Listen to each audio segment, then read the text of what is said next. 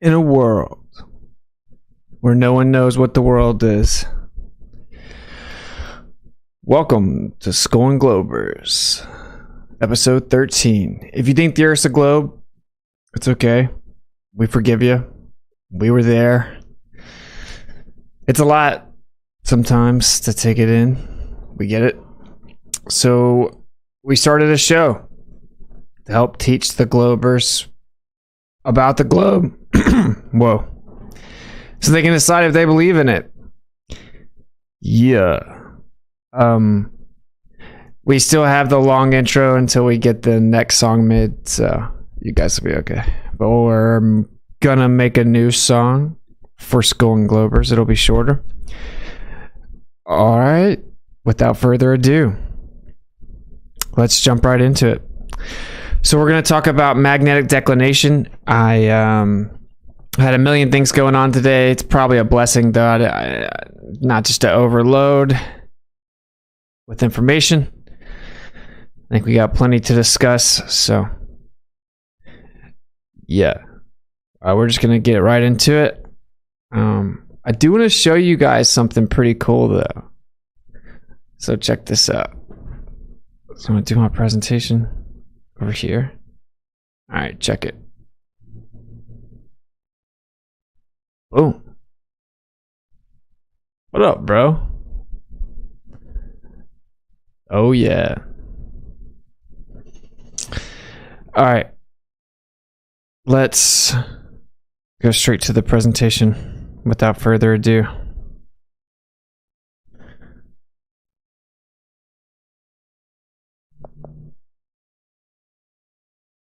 Boom.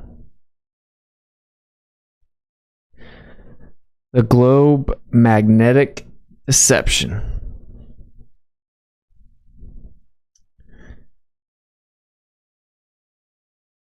All right. Warning. The following contains scenes that globularists may find disturbing. If you are suffering from cognitive dissonance, you may experience violent, degenerate, and erratic behavior. Viewer discretion is advised. All right, disclaimer out of the way. All right, we're going to start by watching this video. Get an idea of what the globe claims. Of course, the globe is not sentient. It doesn't claim things, but what the globe claim it is. All right, let's check it out. This is Skull and the Globers, after all. Above South America, a weak spot in Earth's magnetic field is evolving. Called the South Atlantic Anomaly, this unique region has been expanding for more than a decade, and scientists believe that it's beginning to split into two distinct zones.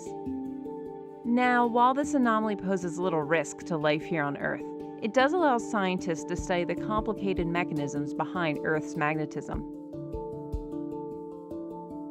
Around 1,800 miles below the surface, dynamic processes in Earth's liquid iron outer core are continuously generating electrical currents.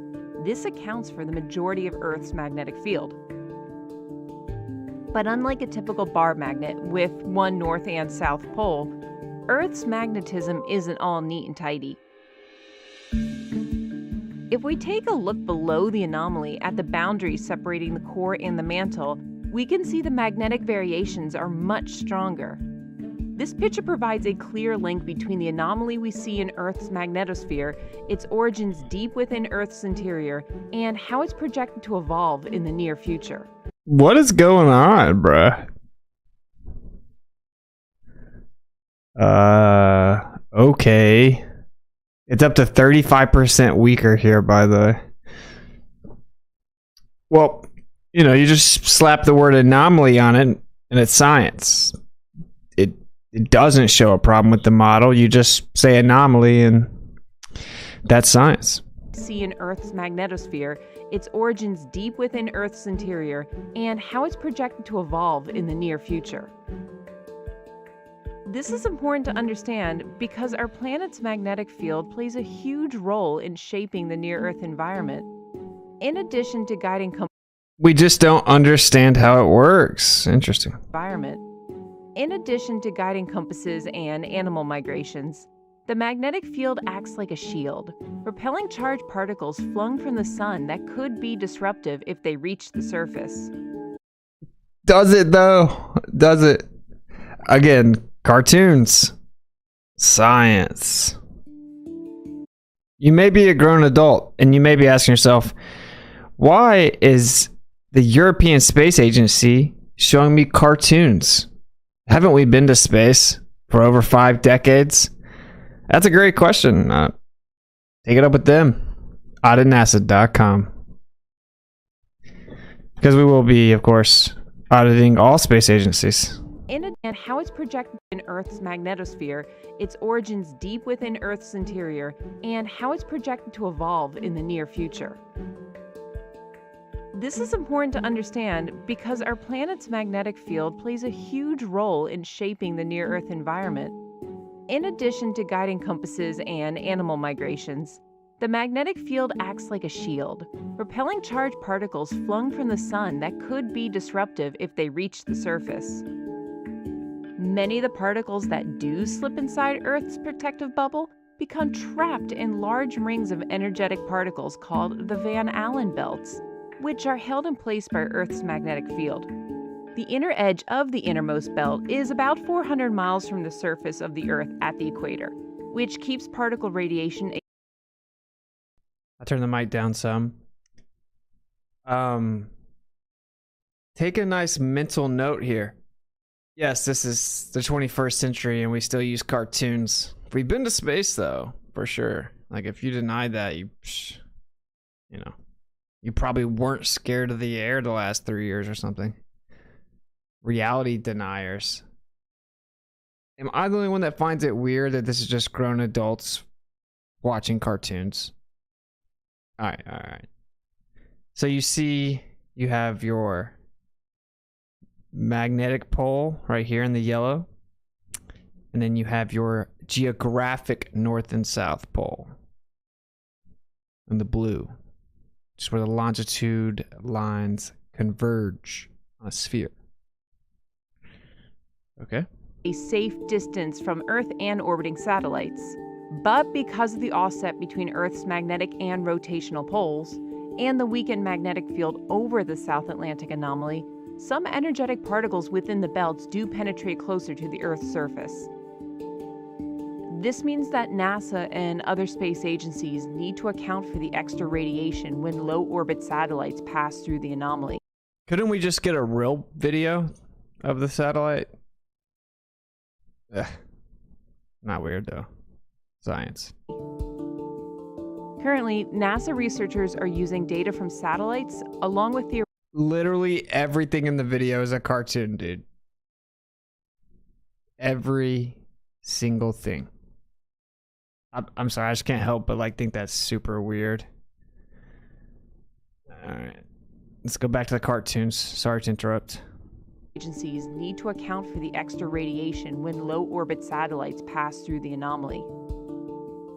Currently, NASA researchers are using data from satellites along with theoretical models to track the evolution of the South Atlantic anomaly and help prepare for future challenges to managing satellites and humans in... In case you were wondering, that's also not real. That's also CGI. That's a cartoon. That's an animation. Hate to break it to you. Space. Okay. Well, I personally have left edified. All right. Moving on. So as you see here and in the European Space Agency video we just watched, the Earth's magnetic field should be symmetrical, like the depiction above, if the Earth truly were a sphere. So you have the North Magnetic Pole and the South Magnetic Pole. And of course you have the geographic North Pole and the geographic South Pole. These are both symmetrical to each other. As you can see, there's a symmetrical distribution in both the North and the South. Now, this isn't like I just went and selectively chose out a cartoon. All the cartoons show this, and all the cartoons use a bar magnet To explain it, all universities show this same thing. It's called a Geodynamo model, which is the idea that the outer core is spinning, creating convection currents, and that electricity generates a magnetic field emanating out from the center, i.e. a little mini sphere. Okay. So just a quick reminder, if you turn a globe into a flat earth or vice versa, it requires changing the land masses. Meaning, if you go from a flat earth, like right here, to a globe, you have to actually stretch out the north and compress the south. We covered this in the time zones. As the north, see, it's getting wider and stretching out, the south is going to compress back down. Now you see these longitude lines, that's where you get your north and south pole. They call it the true north, which is the geographic North Pole. Okay, it's where these longitude lines converge. If you're gonna make a flat Earth a globe, you have to stretch the north out just a little bit and then compress the south. You can keep it pretty much the same close to the equator and a little north of the equator. As you get further south, the difference gets significantly greater. Okay, moving on. What is magnetic declination? Magnetic declination is the correction angle between true north, i.e. the geographic North Pole, and magnetic north. So it's the angle difference between these two. You see this says 11.5 degrees. This is magnetic declination. You have your geographic North Pole, and then you have the magnetic pole, and there's an angle difference between the two, and that is called magnetic declination. Is there a P.O. box? Yep. P.O. Box 171433, Spartanburg, South Carolina, 29301. Okay, so magnetic declination is the correction angle between true north and magnetic north. Here's a depiction. So if you look here to the compass on the right, you have 360 degrees going around a compass, completing a circle. So you have 4 quadrants of 90 degrees. So you're going east, 90, 180, south, 270, west, 360, back to the north. 360 degrees on a compass. If you look here, say that NG represents the geographic North Pole. So that would be called true north, but your compass needle is pointing to the magnetic North Pole. Then you have a difference between the two. And as you go east, you have positive declination angle. And as you go west, you have negative. Okay. So if you're going to navigate, then you're going to have to make this correction. This is the globe model's official explanation of what goes on the Earth. Okay. I said it really slow. I think everyone should get it. One more quick recap. Very simple stuff. You have 360 degrees on a compass, 4 quadrants. You have 90 degrees to east, 180 to south, 270 to west, back to 360, which is north, and restarts at 0 degrees. If you have the true geographic north, which is where the longitude lines would converge on the top of a ball and then converge on the bottom of a ball, would be the South Pole. These are the true north and south, or the geographic north and south poles. When you use your compass, there will be a difference. You have to make the correction. Okay. Now, what they also say is, well, since the north is actually attracting the compass, in reality, it acts like the south pole of a magnet, even though it's the north. Okay. So there's a little rudimentary stillman of the globe model. Magnetic declination to the east is positive, and to the west is negative declination. So here's a depiction here for you. You got positive declination going east, negative going west.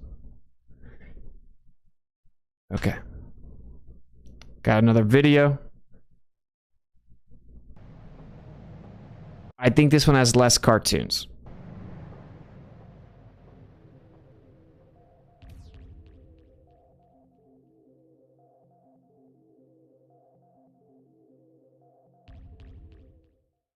So my name is Dr. Patrick Alkin, and I work in the geomagnetism group. That's as loud as I can make the video, so I'm turning my mic down. Turn it down, and then just turn the stream up. I'll try not to interrupt it. Let's listen to the globe explanation. At the National Geophysical Data Center at NOAA. And one of the main tasks of our group is to produce models of the Earth's magnetic field. So the Earth's magnetic field is... I was just kidding about the no cartoons. Low sound. I know it's as loud as I can make the video. I'm sorry. There's nothing I can do about it. Unless I can come over here to properties. Yeah, there's not really anything I can do about it. I have my desktop audio turned all the way up. Just turn it all the way up. This guy looks cool, gets hella fine ladies. Absolutely. Especially if he whips out these cartoons, bro. Like, fire. A big energy field. It's produced by many different sources. The primary source is molten iron, which is flowing around inside the Earth's core. And this creates electrical currents, which then create this big magnetic field, which encompasses the planet. We created this data set, which is a magnetic declination data set. Is it really that bad? Oh, man. Just a second. See if it's any louder on YouTube. He's very soft-spoken, man. Give this guy a break.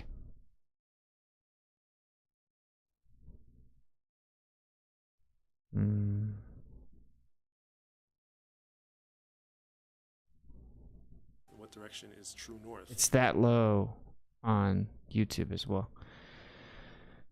Okay, either way, let me just share it on YouTube and we'll put captions on.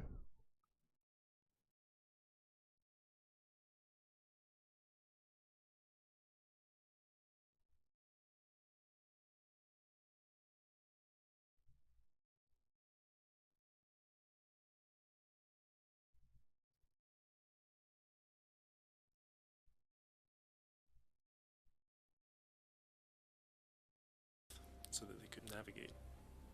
In this animation, it shows you over several centuries how this declination is changing, but we don't really have a good understanding of why the magnetic field is changing.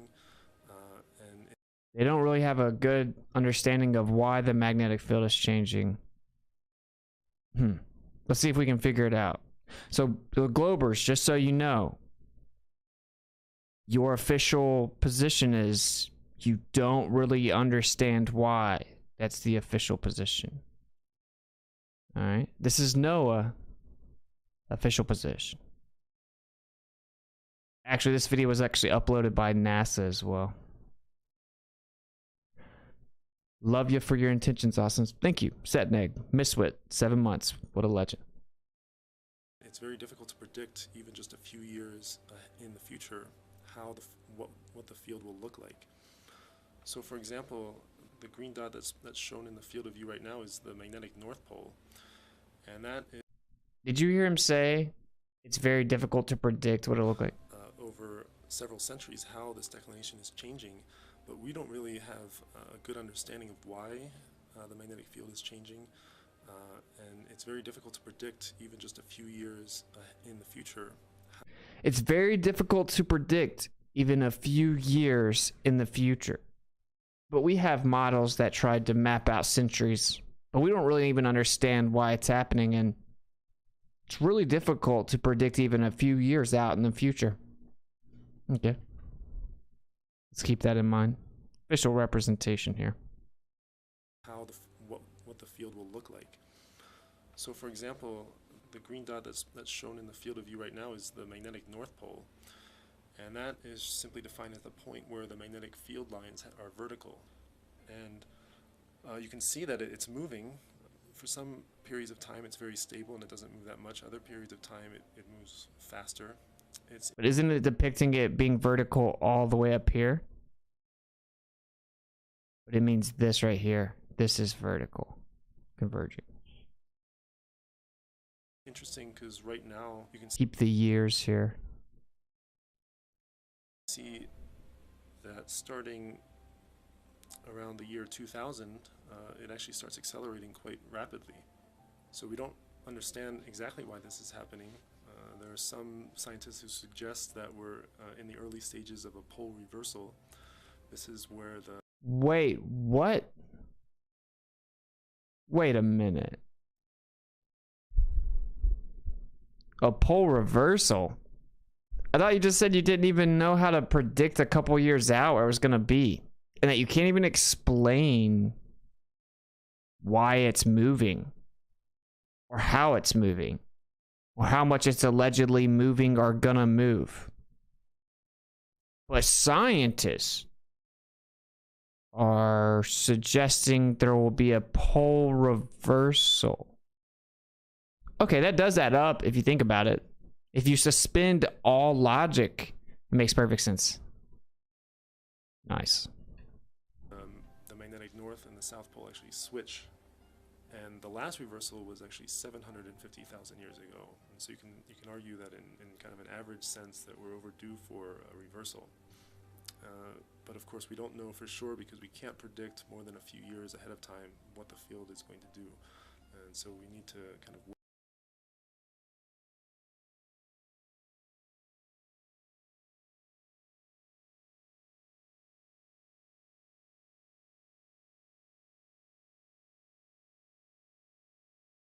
wait and see and improve our observations. Oh, I may have been muted. So hopefully you guys heard him. But we don't really even know how to predict a couple years out. So science for you. All right, now we're going to come back over here. And we're going to play the disclaimer again. Because I know the Cogdis is acting up. The ball was like, oh, he's too low. I can't hear him. He said 3 or 4 times. They can't even predict a couple years out. That's what he said.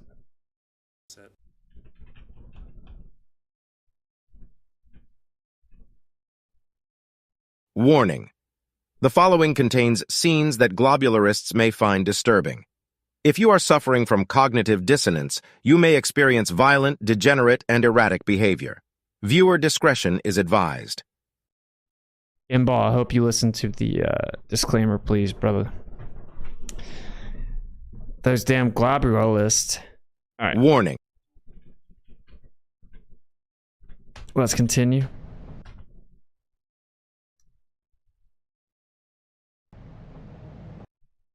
All right. All points meet in the middle of the declination map in the north. So if you look right here, you see you have a convergence into a central point. Now they'll say, well, there's 2 convergence points where the blue that meets the red here and the red meets the blue here. In reality, this is the part you can't actually traverse in reality. They monitor all the way down to the 55th degree latitude. Can't go anywhere over here. Oh, there's nothing to see there. Nothing to see. All right. Hey, did you notice that when you play the disclaimer, immediately the globularists start imploding? I'm going to play it one more time. Hey, this is your fair warning, E2 and M-ball. I'm playing the disclaimer again. Okay? Because if you don't understand the behavior requirements. It's simply be an adult. Okay, so here's the disclaimer. Warning. The following contains scenes that globularists may find disturbing. If you are suffering from cognitive dissonance, you may experience violent, degenerate, and erratic behavior. Viewer discretion is advised. You're without excuse. All right. So as you see here, they're all converging into the middle. You have 4 quadrants, seemingly equal, evenly distributed for the most part, right? And they're converging into the center. They're all meeting. I could draw one little circle around them. They're all converging in the middle. Okay. And you can see that the convergent points are distinctly different in the south. Now look at the immense distance between these two. You don't have 4 quadrants all meeting in the middle. You have huge separation and then 2 distinct poles or convergence points. Distinctly different from this in the north. This is the south. Now, it should be symmetrical if the Earth were a sphere. Oh, it's an oblate spheroid. That's irrelevant, though. It's allegedly 14-mile equatorial bulge, which has nothing to do with this at all. So that's weird. Okay. Now let's look. Peep the year in the bottom left. Remember what the guy just told you. 1700. Wow. They know where the poles were moving in 1700, but they can't even predict a couple years. That's weird. How'd they do that? And this is the South Pole, right? Keep all this in mind. They're showing us on the National Geophysical Data Center video, starting in late 1700s, where the poles are supposedly moving. We just heard the guy from NOAA, posted by both NOAA and NASA, saying, we can't even explain how or why or even predict a couple years out. We actually have no idea. Some quote-unquote scientists claim that there's going to be a pole reversal, but pretty difficult to say. We can't even predict a couple of years out. Holy crap, I can't super chat. What's the sabotage? I don't know anything about that. Is the super chat not working? I suppose weather should be symmetrical too. Well, that may be the lowest IQ thing I've heard all week. I'd have to think about it, but it's of course not analogous to a geodynamo effect of the symmetry of convection currents radiating out from the center of a sphere. But you'll get there. Okay, 1600. Wow. They can't predict a couple years, but they can put out animations showing us where the poles moved for 400 years, starting in 1590. Apparently, this is what the magnetic field of the Earth is doing. No one was actually measuring it or anything, but yeah. Yeah, there you go. If you want to super chat, go to Witsit.live. It should read out loud. Am I missing something here? 1600. They're telling us where the poles were. Now watch how the north still stays pretty concentrated, but the south is going crazy.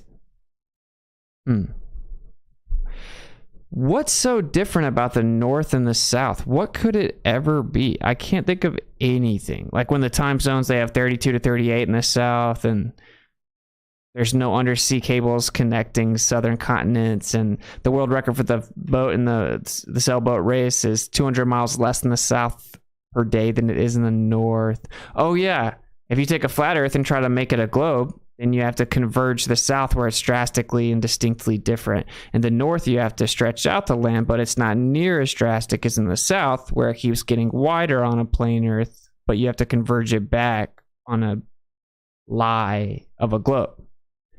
Well, then maybe it does make sense that there's such a difference in the magnetic declination charts. Okay, now we're going to cover what this whole it's moving thing is about in just a second, but remember the guy said we can't predict it for a couple years. Here we go. Late 1700s. Scratch that. Let's go to the 1500s. Okay. Let's check this out.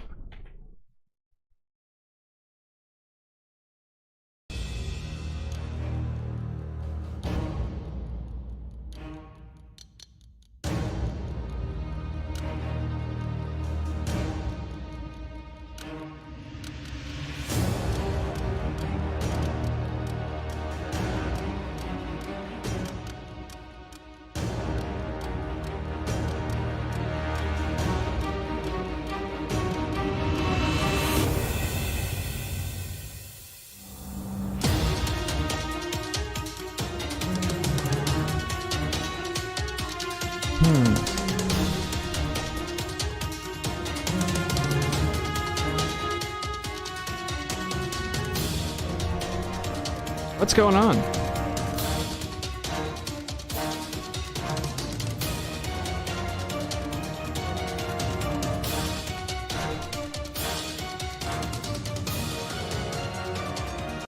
Science. Is NOAA the only one that has this data? Were they around back then? Of course they weren't. We'll get into it. Okay. So here it is, taking their data on an azimuthal equidistant projection. Pretty interesting. Now let's just consider we're going to try to go south. Well, it's interesting that we have the most drastic divergence in the south on the globe, but as we begin to put it on a flat Earth, maybe it's starting to make a little bit of sense. You keep the symmetry here on both sides in the north, but in the south, it's totally different.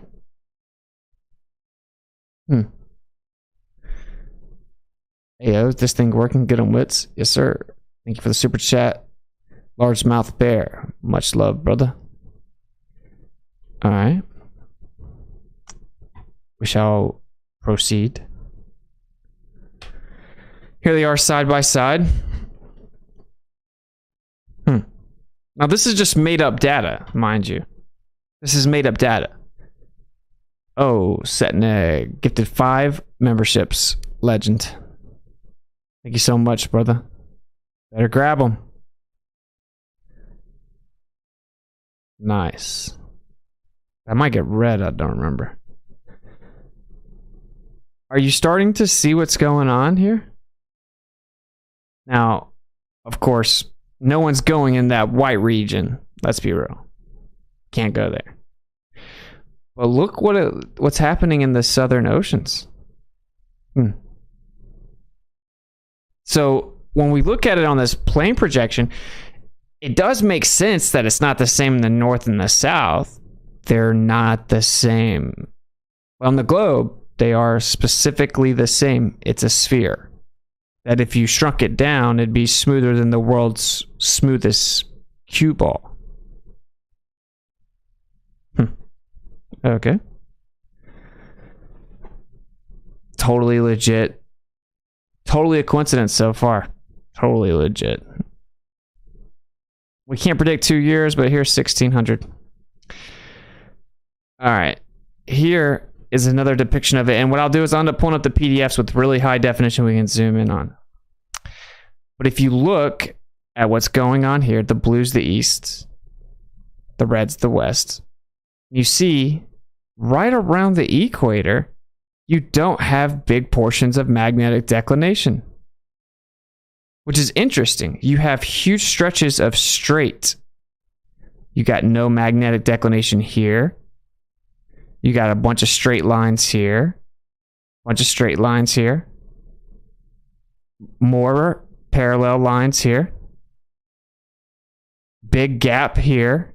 And a bunch of green, which is 0, meaning you just follow the compass and it's accurate. And then a bunch of parallel lines here, slightly diverging away. What a coincidence that right where the globe and the flat Earth will match, the magnetic declination disappears. This sounds familiar. Where have we seen this before? Oh yeah, when we looked at the time zones and there were 19 in the north, 24 in the middle, right above the equator, and then 32 to 38 in the south, because you would have to remove a few time zones, stretch them out over greater land masses to make the smaller region of the plain Earth look wider on the globe. Where they're roughly the same, you would have 24-hour time zones. You start adding the hours back in. As you go south, you have to add a bunch of time zones so people don't notice that the time zones are much wider in the south. Seemingly the sun goes faster there and the longitude lines diverge out. What a coincidence that we come over here and we look at this and we see the same thing. What's going on here? Hey, ballers, it's right there. It's right here. We're trying to figure out what's going on right here. What's going on right here? Okay. So, as you can see, you have these huge gaps right at the equator where they're going to be the same on the plane and the globe. Yep. Now, you do still have to stretch out the north to make the flat Earth look like a globe. So, we do have declination in the north, but not nearly as much, not nearly as drastic, and not nearly as erratic in the north. That makes sense. On a flat Earth, that makes sense. Okay, moving on. Just a coincidence. Just totally a coincidence, bro. No doubt. And just to make sure everyone understands, when you navigate, you assume a globe. You start navigating, use a compass. And then the magnetic declination chart says, whoa. You can't go that way. You better update. So then people navigate, assuming the Earth's a globe. They get to where they're supposed to go. They're like, oh, Earth's a globe. I just navigated and got where I'm supposed to go. Of course you did. You literally used the cheat code chart that was created over many years that makes you correct for the discrepancies of the globe constantly. Again, look at the difference in the north and the south, and the equator doesn't really have much magnetic declination, which is what you would do to deceive people to navigate on a plain Earth but think it's a ball.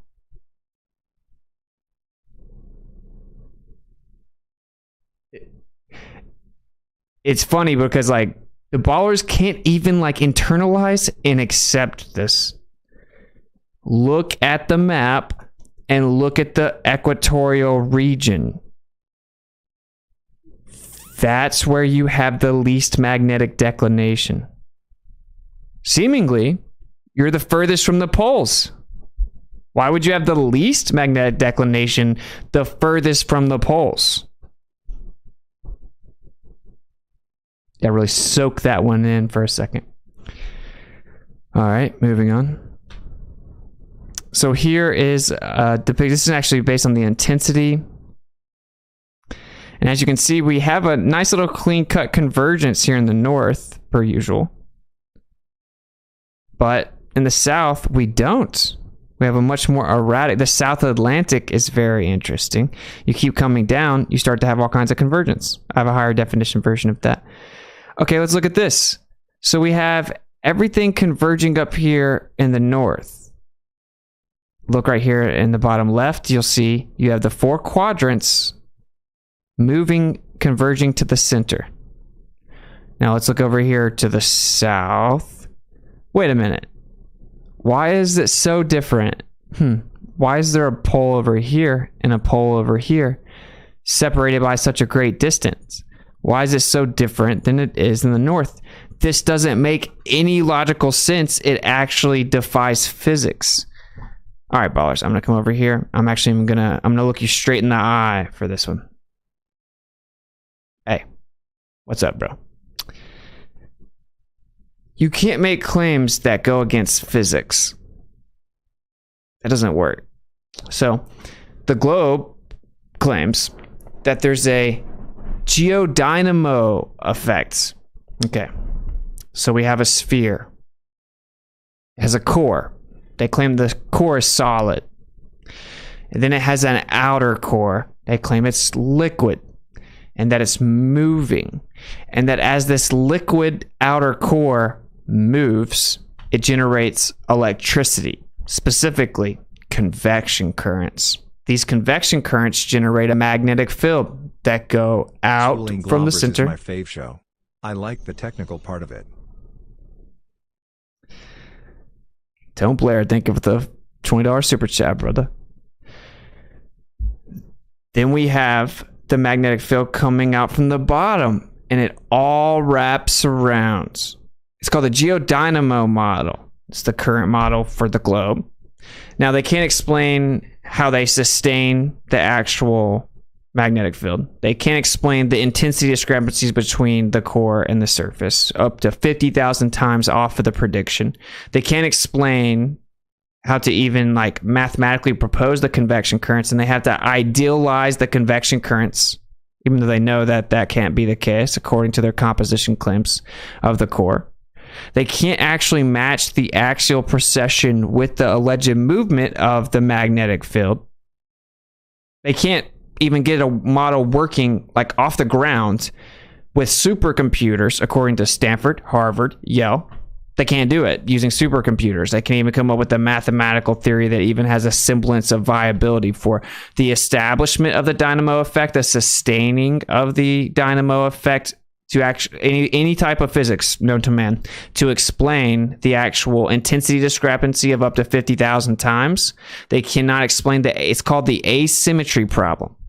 So they have the axial separation problem and the asymmetry problem. So the Earth is spinning and then the core supposedly spinning separate now. They've discovered it by looking at earthquake data from a long time ago that they misinterpreted up until a couple of years ago. Now they discovered something new, which means that you were wrong the entire time about all of your data claims regarding the inside of this alleged globe. You updated it saying, oh, looks like the Earth's core is going the other way, which means it's moving slower than the Earth.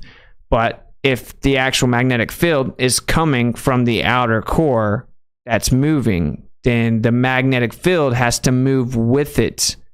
And as the magnetic field moves, it should move symmetrically. But it doesn't. And we have the problem of, that's called the asymmetry problem, as well as the field strengths being so drastically off in the north and the south, the intensities, the flux, they don't match. It's called the asymmetry problem. Well known in the highest levels of academia. They have no idea how to even theoretically explain it. You don't have a model. You don't even have a model, which models aren't science and no proof. You don't have them. There is no globe model to believe in or deny. There isn't one that exists. Hey, Senna gifted another 5 memberships. It is popping up. Look, that was crazy. Thank you, Set and Egg. Much love, brother. Scoop them up. Legend. All right, let's move back over here. You see they're distinctly different in the north and the south. They're chaotically intersecting in the south. Doesn't make any sense. Makes no sense. Here is what they claim has been happening since 1600. Now, where are the measurements of this, though? Can we get some measurements? Is this a real thing? Of course not. Of course not. And I'm about to show you exactly how they got this data. Okay. There's no measurements involved at all. They admit this is a computer model. They have no idea. They admit they don't even know if it works. Love you, Austin. Thank you, brother. Thank you for the support. Look at this. It's just pseudoscience. So you might ask yourself, why are they having to do this? It's a good question. So here's a better depiction. You got the north all converging in on a singular point right here in the middle. As you see, these red points meet. They cut straight through. They all meet in the middle. And then you have the blue, which is allegedly east declination, coming in and meeting in the middle. Now, you can actually go to this region. This is where you can fudge the data and stretch out the north. the way that you stretch out the north is by creating the illusion that it's bigger, because as people navigate, they take a wider route as they travel east and west, or even towards the north. They're actually taking slight ellipses because they're updating, meaning they're adding or subtracting to the compass reading based on the declination charts. So as you navigate, you're going to take wider loops than is actually necessary. So when you're trying to go around, say you're trying to circumnavigate east to west, right? You're actually going to be taking a wider loop, but you're going to be correcting. So it's going to be a really inefficient path, but it'll make it look like it matches the globe, which is slightly bigger in the north. It's not a lot different in the north. That's where you still get some semblance of symmetry and coherency here, right? Everything meeting into the singular point. That's what this is. Now we get over here, you can't do that. You could not, on a flat earth, get people to navigate thinking it's a globe by making magnetic declination adjustments in the south. It doesn't work. It gets way too big. There's no way to make them symmetrical. It's impossible. It's probably the 400th straight coincidence that the equator doesn't have much magnetic declination, which is where the globe and the flat overlap and are the same. The north doesn't have quite as much magnetic declination as the south because it's not nearly as different when it comes to the flat earth, globe earth comparisons. And the south is completely erratic, unpredictable, has two convergence points separated by thousands of miles according to the globe projection, this southern hemispheric projection of the Antarctica right here. Separated by thousands of miles, converging on two separate points entirely. It doesn't have the even distribution of four quadrants, like meeting in the middle at all. This is because this is how you would have to do it to get people to navigate on a flat earth. But this is what I want to show you guys. Pay attention right here. We have the degrees of latitude, if you guys can see them. Right as you get to 60 degrees south latitude, you see it starts to get really crazy, right? The differences become great. Like, look right here. As you get to the 60th degree, you would be able to tell it's not working. You wouldn't be getting where you expect to get. You would have to be making insane adjustments. You could not use a compass according to the globe down here at all. It wouldn't work. We're about to go show you specifically. Now, on a flat earth, there is no magnetic declination. The compass points north, and you just follow it. But they don't do that. They navigate assuming a sphere. It didn't work. They made magnetic declination. That's why they can't let you go past the 60 degrees south. That's where it falls apart. Just look at it. Just look at it. That's where everything begins to converge in. As you make all the corrections of the wider landmass in the south, you have to converge them in to make it a globe. I just want to make sure everyone's understanding. You have to converge the south to make it a globe. So you slightly stretch out the north, which is where we get the quadrant loops that are slightly widening as it goes towards the equator. Then all of a sudden we don't need magnetic declination corrections at the equator. Pretty much doesn't matter. Then we get to the south, and you have to converge this huge divergence of land from a flat earth to a globe. So how are you going to converge it down?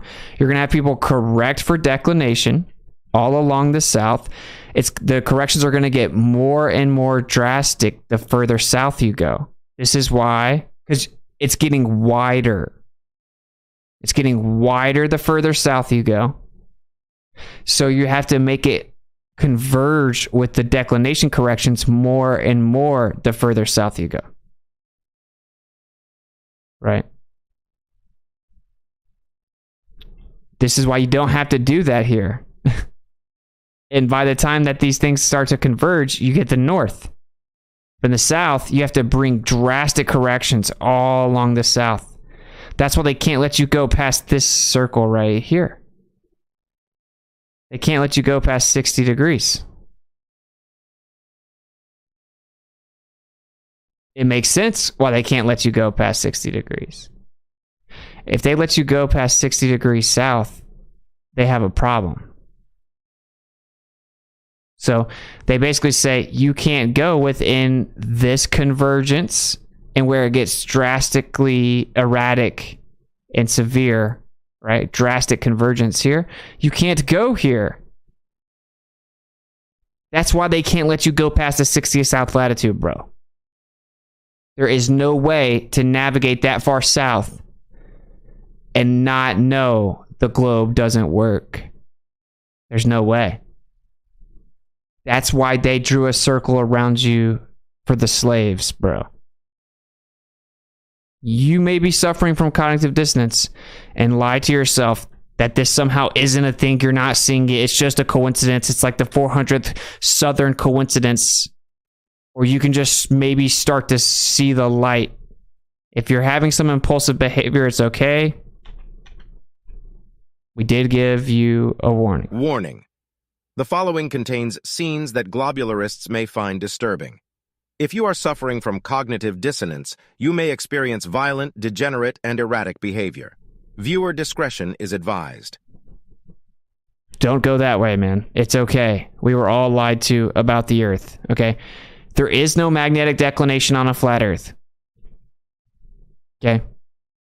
On the globe, it's the correction between quote-unquote true north and magnetic north.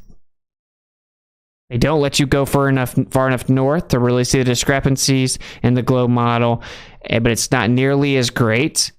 But they don't let you go to the south past 60 degrees at all because it gets insane. But even before that, it gets insane. As we see here, look even up further north. Look at some of the drastic convergence coming all throughout the south. This doesn't make any sense, bro. Now, why do they claim that it's moving? They claim it's incredibly difficult to measure. No one's verifying these measurements. You're not allowed to go past 60 degrees south. Where's this data coming from? How are they verifying these measurements? Obviously, we can't verify them. So where did they get the idea that there's basically two convergence points, as if there were two southern poles, and they're moving? And this one's moving around. How convenient. There's a convergence point on the geographic South Pole. That doesn't make any sense. That makes no sense. Why is there a convergence on the geographic South Pole? This is a magnetic declination chart. This has nothing to do with the geographic South Pole. Yeah, are you starting to get it? They had to compress the flat Earth into a globe. They did it with magnetic declinations. Magnetic declinations do drift. That's a cool claim. That's a cool claim. We're about to get into it. Why do people just say things? Okay. In a world. Oh yeah, you're right. Look, it does drift over 500 years. So, in reality, who told you can't go past 60 degrees south? Look, bro. That's how you know they just tapped out. Like, full cognitive dissonance in action. Who says you can't go past 60? You are just gone. You've entered cognitive dissonance. You're like just lying. We all know you can't freely and privately traverse. You can't freely and privately traverse past 60 degrees south latitude. It's a fact. You can't do it. Can't do it. And I've actually reached out to them and asked them specifically, how much does it cost? We got 20 people. We want to go freely and privately explore it. Let us know the regulations. We'll comply. We're letting you know in advance. We want to go freely and privately explore it. We don't know how long we'll be there. And we want to reserve the right to decide to update where we want to go once we see what's there. They won't even respond. They won't even respond with their official emails, multiple official emails, and multiple different emails that are professional emails that they were sent from. They're not even responding to the request. You guys live in like a fairy tale world. It's really kind of weird. All right.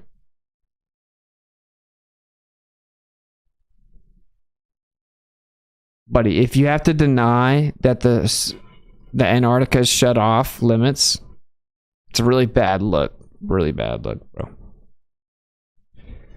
Of course, you're never going to wake up.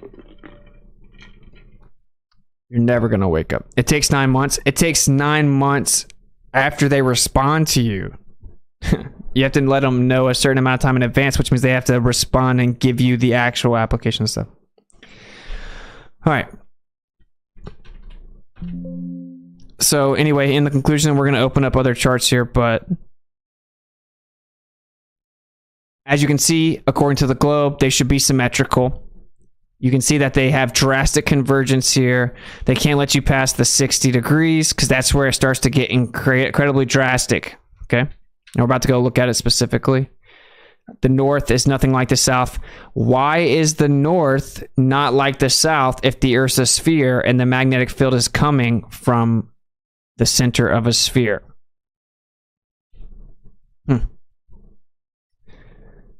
So as you see, it should be symmetrical like the depiction above. This is the same thing that all universities depict.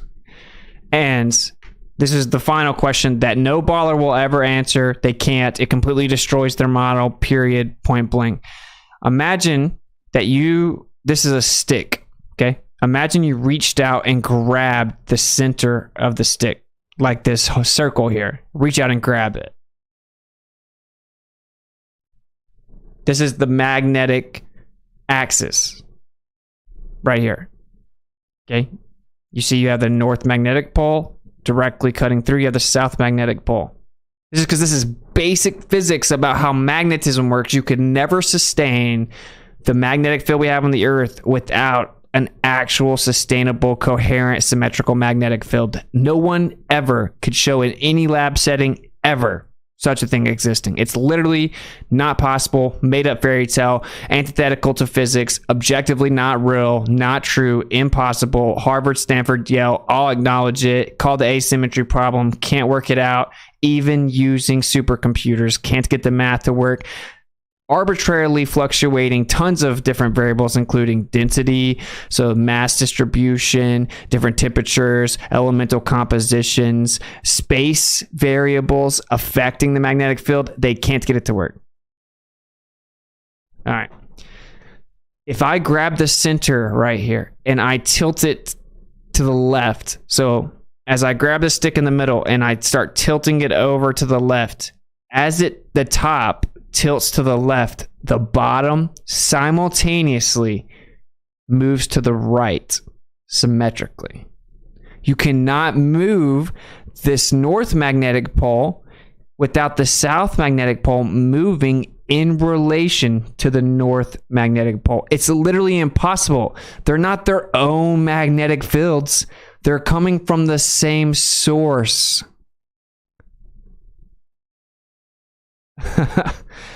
If you look at their claimed charts, they don't move together at all. They're not antipodal. Do you understand?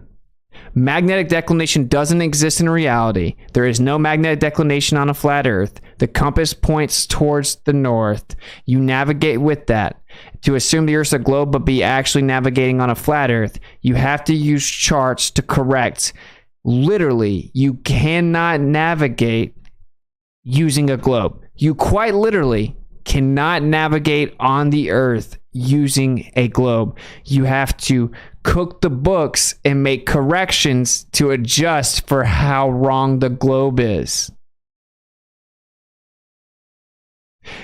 This is what's so funny. I'm just going to start opening hey, Eric, Imball, and the other guy. If I open up the lines right now, are you going to jump on? Because you guys love to pretend like you know what you're talking about in the chat. So I'll drop the Zoom link and you're going to jump on the show, right? Because okay, for example, he says, the Earth's magnetic field is not due to a giant bar magnet embedded inside the Earth.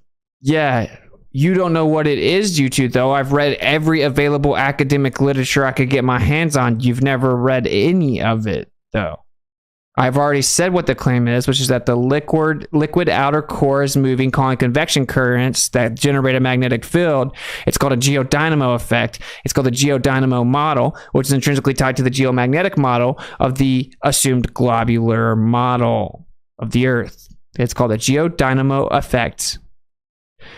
If there's a sphere with liquid moving, causing convection currents, creating a magnetic field, then the spherical Earth with the spherical core, that's the source of the magnetic field, will create a symmetrical magnetic field. The North Pole and the South Pole can't move independent of each other. They have the same source. They're coming from the same place.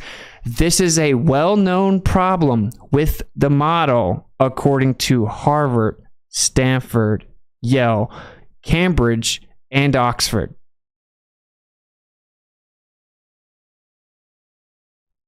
Okay.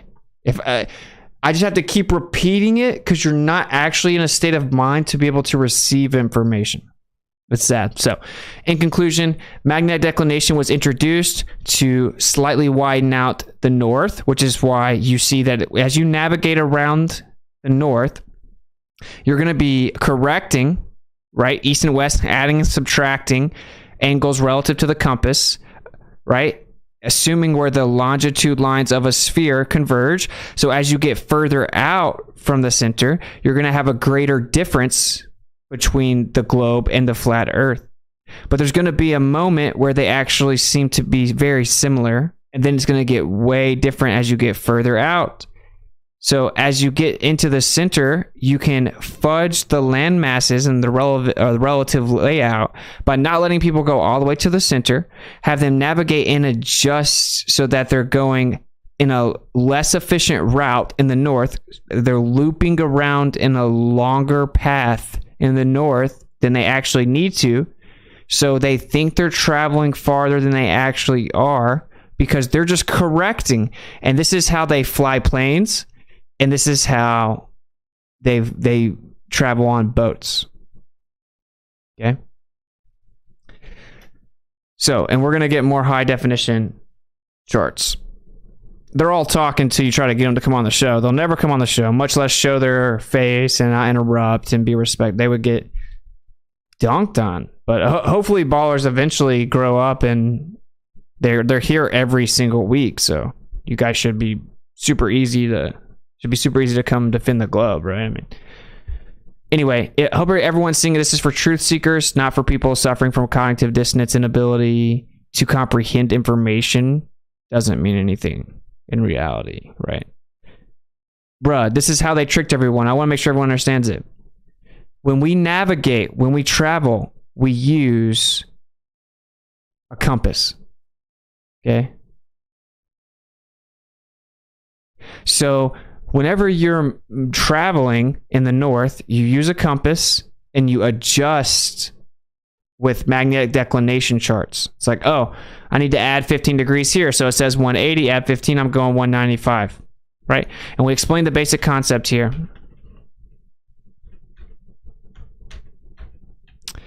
You have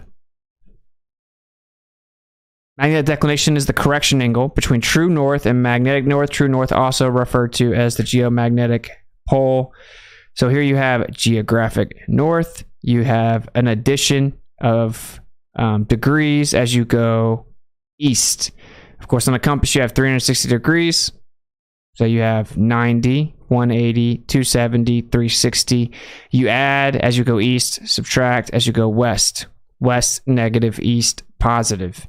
So as you're traveling, if your compass is telling you to go this way, but the globe is telling you that the actual North Pole's over here, then you're going to correct towards the globe projection. If you don't do that, you'll never reach the land masses in reality because the globe's not telling you where they actually are in relation to each other.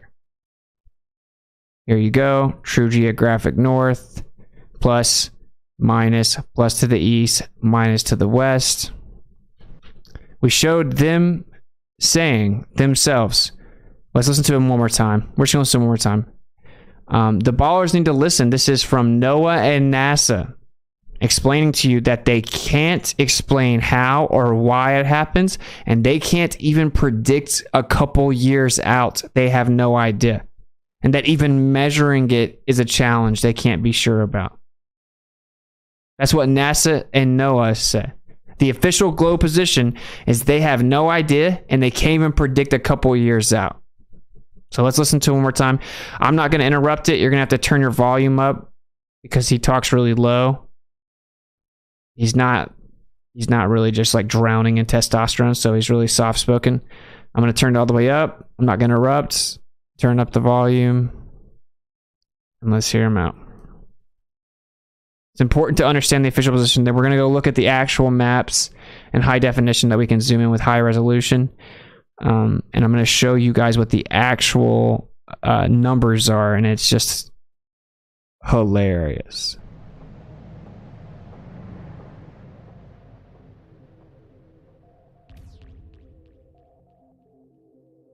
Science on a sphere. So my name is Dr. Patrick Alkin, and I work in the geomagnetism group at the National Geophysical Data Center at NOAA. And one of the main tasks of our group is to produce models of the Earth's magnetic field. So the Earth's magnetic field is a big energy field. It's produced by many different sources. The primary source is molten iron, which is flowing around inside the Earth's core. And this creates electrical currents, which then create this big magnetic field, which encompasses the planet. We created this data set, which is a magnetic declination data set. I gotta address this. Like, we're getting so many degenerates nowadays. It's like crazy. I don't know if it's because they said something on Tripoli's show or what, but you can, he said, it's a lie that you cannot go south of 60 latitude. At least get that right. Objectively, you cannot freely and privately explore or travel past a 60-degree south latitude. You have to give them many weeks, in fact months, in advance. They have to approve it. You're not allowed to go into the heart of the continent. You can't bring your own external water supply or fuel supply or even external equipment such as cameras. They have to approve it. You're subject to being stopped and arrested without due process. They don't have to have articulable suspicion or probable cause. They can seize all of your assets, not reimburse you, indefinitely detain you, and turn you around. They don't even have to approve you. You can't freely and privately explore past a 60-degree south latitude objectively. No one said that they don't take the occasional $20,000 cruise to the very tip of Antarctica. I have family that's been there for 20 grand. No, we know that.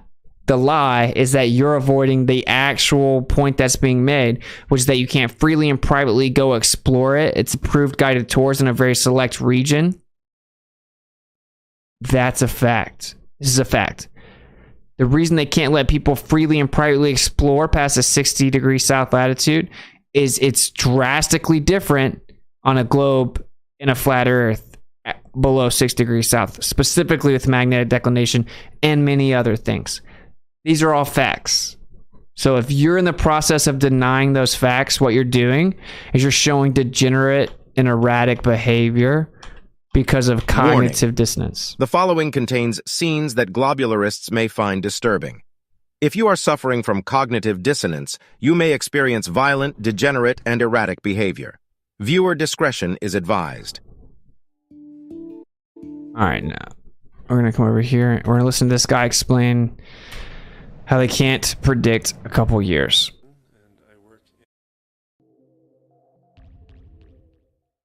So my name is Dr. Patrick Alkin, and I work in the geomagnetism group at the National Geophysical Data Center at NOAA. And one of the main tasks of our group is to produce models of the Earth's magnetic field. So the Earth's magnetic field is a big energy field. It's produced by many different sources.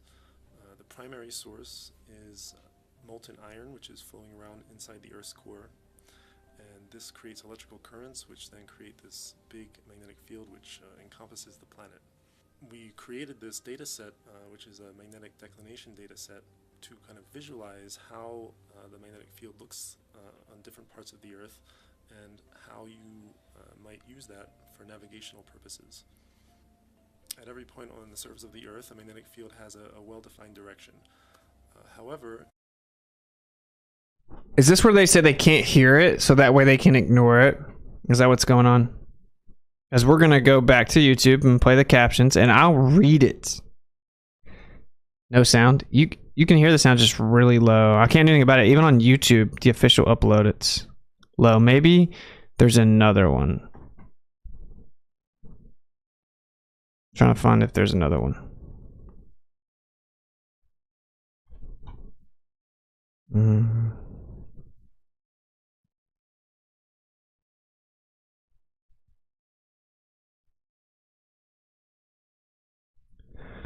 Yeah, that's the only one I see.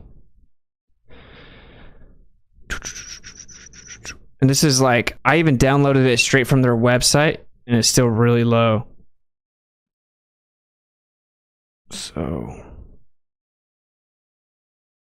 let me try to find it. I just think it's very important that instead of listening to people that just lie on the internet, who cares what they say? They're weird. But oh,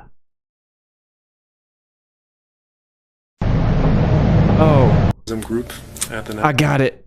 Let's go. All right. Here we go. But now no excuses.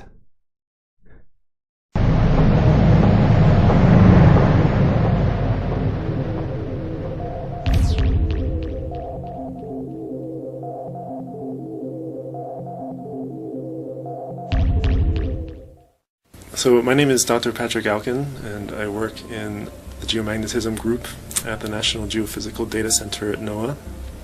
And one of the main tasks of our group is to produce models of the Earth's magnetic field. So the Earth's magnetic field is a big energy field. It's produced by many different sources. The primary source is molten iron, which is flowing around inside the Earth's core. And this creates electrical currents, which then create this big magnetic field which encompasses the planet. It's almost like what I already told you guys. That's crazy. Molten iron, which is flowing around inside the Earth's core. And this creates electrical currents, which then create this big magnetic field which encompasses the planet. We created this data set, which is a magnetic declination data set, to kind of visualize how the magnetic field looks on different parts of the Earth, and how you might use that for navigational purposes. At every point on the surface of the Earth, a magnetic field has a well-defined direction. However, if you have a magnetic compass, the compass needle will align itself in the direction of the magnetic field. But typically, that direction is not exactly pointing towards true north. So that angular difference between true north and the magnetic field is what we call magnetic declination. So the red and the blue just indicate the different conventions. So if you're standing in an area where the blue lines, we define that as negative declination, which simply means that if you have your compass needle would then be pointing toward the west of true north. And if you happen to be standing in one of the red regions, your compass needle would point eastward of the true north direction. And so we define eastward as positive declination and westward as negative. And so that's all that the color scheme represents. And if you happen to be standing on the green line, then your compass needle would actually point exactly in the direction of true north. So you get a zero declination in that location. And the time span of this goes all the way back to the year 1590, and it extends all the way up until the present day. And so back in 1590, primarily the people that were interested in magnetic declination were ships that were trying to navigate the oceans. So these ships would actually carry magnetic compasses with them and make measurements, and then they would need to correct that measurement with the local declination in order to understand what direction is true north so that they could navigate. In this animation, it shows you over several centuries how this declination is changing, but we don't really have a good understanding of why the magnetic field is changing, and it's very difficult to predict even just a few years in the future how what the field will look like. So for example, the green dot that's shown in the field of view right now is the magnetic north pole, and that is simply defined as the point where the magnetic field lines are vertical. And you can see that it's moving for some periods of time it's very stable and it doesn't move that much. Other periods of time it moves faster. It's interesting because right now you can see that starting around the year 2000, it actually starts accelerating quite rapidly. So we don't understand exactly why this is happening. There are some scientists who suggest that we're in the early stages of a pole reversal. This is where the magnetic north and the south pole actually switch. And the last reversal was actually 750,000 years ago. And so you can argue that in kind of an average sense that we're overdue for a reversal. But of course we don't know for sure because we can't predict more than a few years ahead of time what the field is going to do. And so we need to kind of wait and see and improve our observations.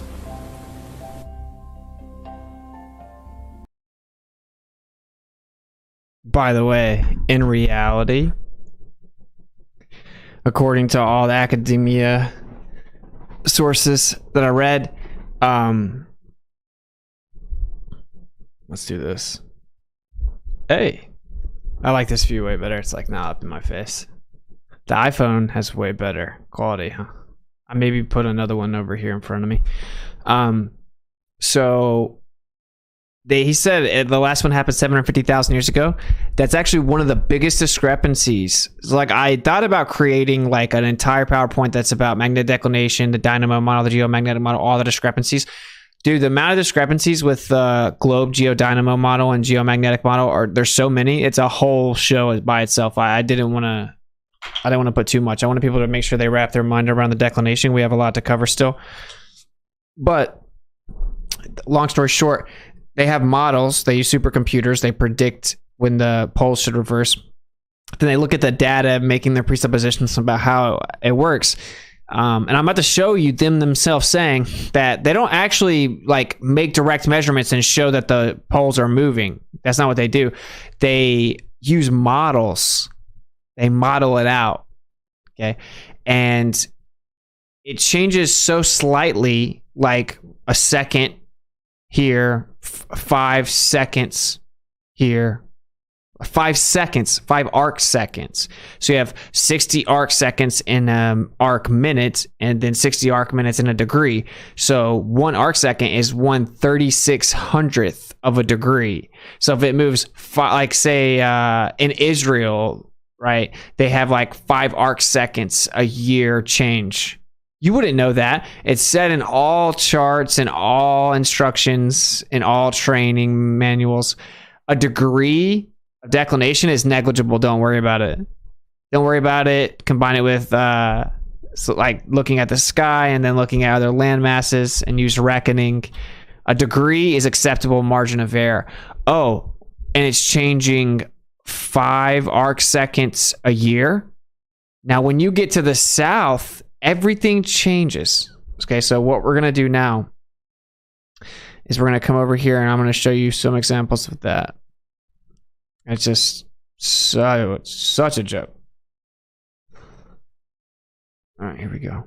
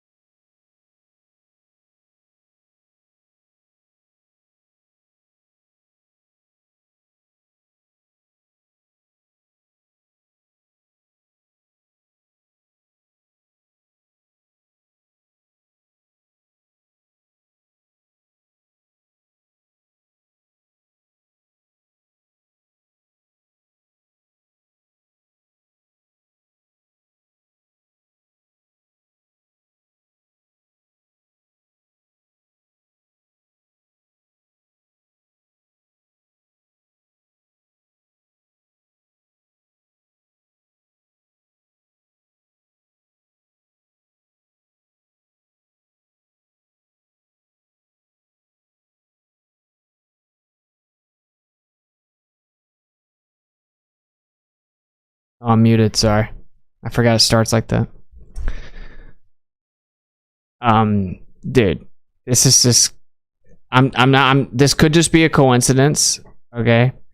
But like I downloaded some zip files from the government.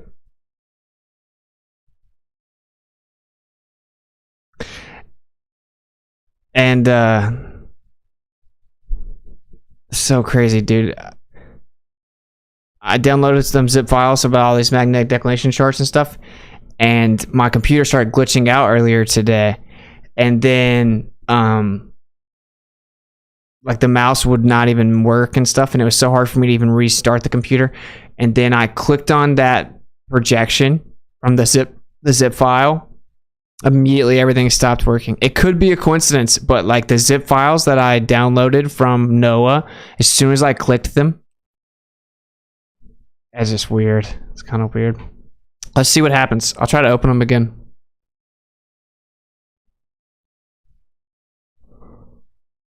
What's the joke? All right.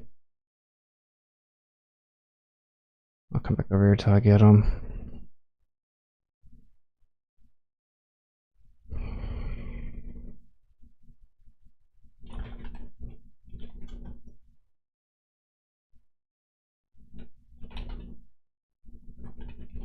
That's super weird, bro.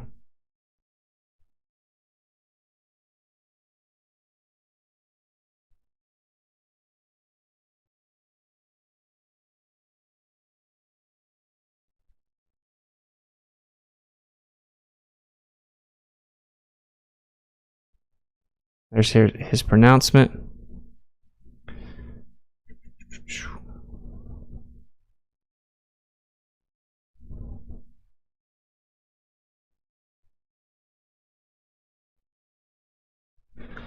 All right. Yeah, I just found the page. Super lame. All right. Do you guys think it's going to mess up again? I'm going to go ahead and try it. Downloads. Moment of truth. There, it worked that time.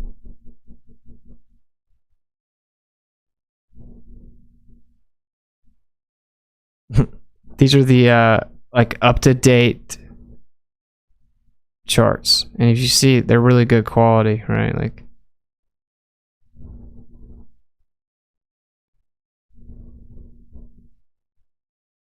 you see all of them converge into the center here. Now you can't freely go past, like, they actually have trip lines all the way out to 55 degrees. 55 degrees, so this whole thing, pretty much. That's where they have the northern trip line, the distant early warning system, which is now called the north warning system. They have them set up around 55 degrees. When you get into here, and you're not doing anything.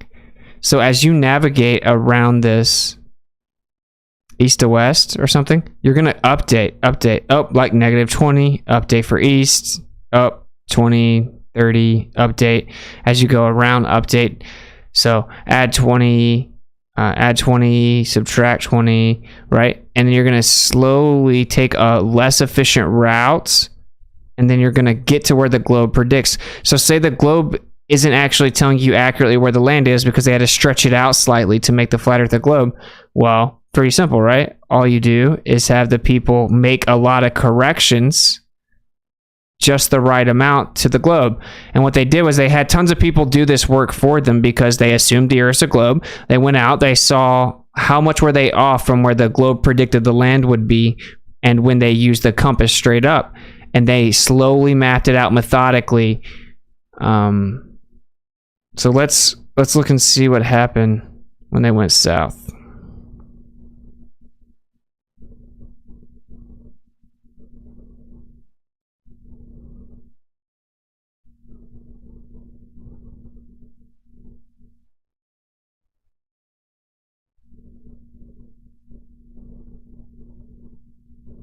I don't remember the exact page.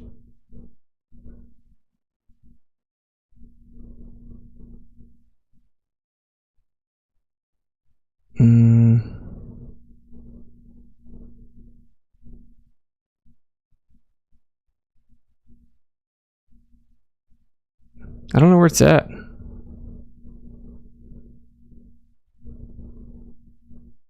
And I just had it pulled up. Super frustrating.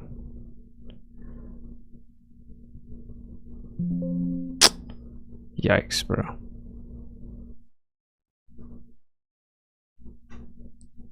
I'm gonna have to find it because I wanna. It has all the specific accounts.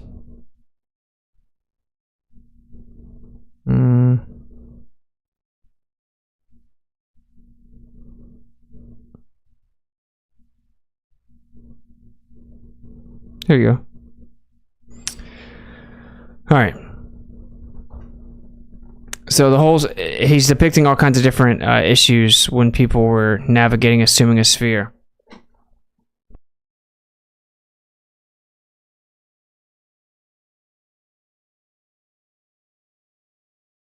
All right, I'm going to read through some of this. Because this is what happened. This is how they came up with magnetic declination for the South. They corrected it when people went to navigate, assuming the globe. Okay, this is what actually happened. This is in the early 1900s predominantly. All right.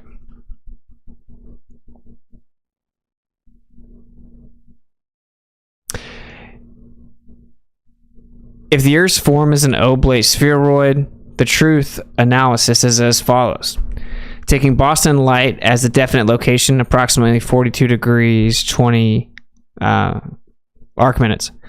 North latitude and 70 degrees 53 minutes west longitude, a line from this point would go straight down, passing near the interior center of the Earth, and would emerge on 42 degrees 43 minutes south latitude and 109 degrees 7 minutes east longitude in the ocean southwest of Australia. But if the Earth's form is a sphere, then a line from the light would go straight down and pass exactly through the interior center of the Earth and emerge on 42 degrees 20 minutes south latitude and 109 degrees 7 minutes east longitude at the ocean southwest of Australia. A difference of 23 miles of latitude in the comparison of oblate spheroid with sphere. Such lines would not emerge on their own latitude, as the nautical schools and the Boston Sunday Advertiser claimed. China is to the east and west of Boston in the U.S. on practically the same latitudes, and in the northern hemisphere, not beneath and south of us or in the southern hemisphere. This gets pretty epic, bro.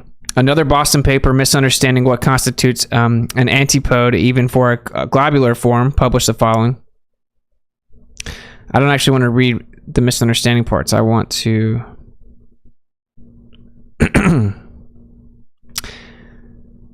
Okay, we'll do Ripley's Ramble Round the World, South China Sea, January 1923. The rocky island of Cavite, the naval base of Manila, is one of the best fortifications we have, and in the harbor, slowly riding at anchor, are many destroyers and other armored craft. Your uncle is wide awake today at 9:31 a.m. I was exactly halfway around the world. The Laconia was about straight down from where you stand, latitude 12 degrees 7 minutes, longitude 118. With this statement was an accompanying sketch showing a ball form with some buildings at the exact top marked New York. Straight down at the exact bottom of the ball was a steamer bottom up to New York and marked Laconia. By Robert L. Ripley, Boston Globe, April 5th, 1923.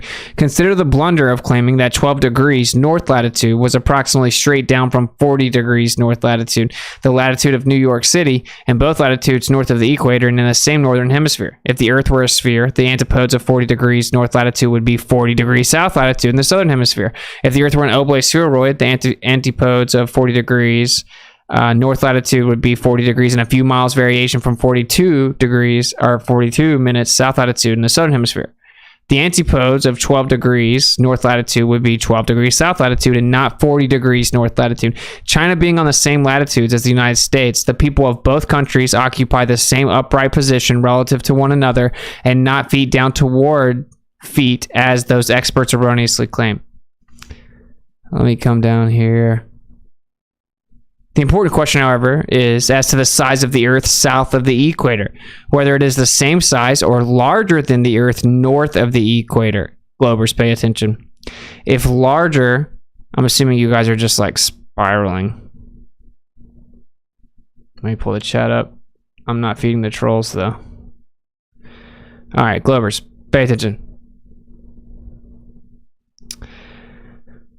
The important question, however, is as to the size of the Earth south of the equator, whether it is the same size or larger than the Earth north of the equator. If larger, then latitudinal and longitudinal lines will be affected thereby, and distances increase, and the duration of darkness will differ from the duration north of the equator. It has been admitted that there are many factors and conditions that apply exclusively to the portion of the Earth south of the equator. Still to this day, mind you, tons of just repetitive coincidences that exclusively apply to the south, all just a coincidence. This would indicate that it's much larger than the portion north of the equator. The darkness is of longer duration south and north, but as the exact extent has not yet been accurately determined, any conclusions as to the exact size and shape of the Earth are correspondingly uncertain. There are larger water areas and less land surface south and north. The presence of land is necessary for geodetic surveys, and if it is lacking, little data can be secured bearing on the southern regions in comparison with the northern. It has also been admitted that whether the Earth is spherical, spheroidal, or ellipsoidal, there is thus far no positive evidence. According to explorers Shackleton and Amundsen, the South Polar region is a great continent. The South Pole itself, situated on a plateau 10,000 feet high, and according to explorers, the North Pole lies at sea level. And there's a vast difference between the North and South Poles as to fish and animal life, vegetation, ice, etc. Okay. So, in Anson's voyage around the world by R. Walter, the following error as to distance is reported. Here we go.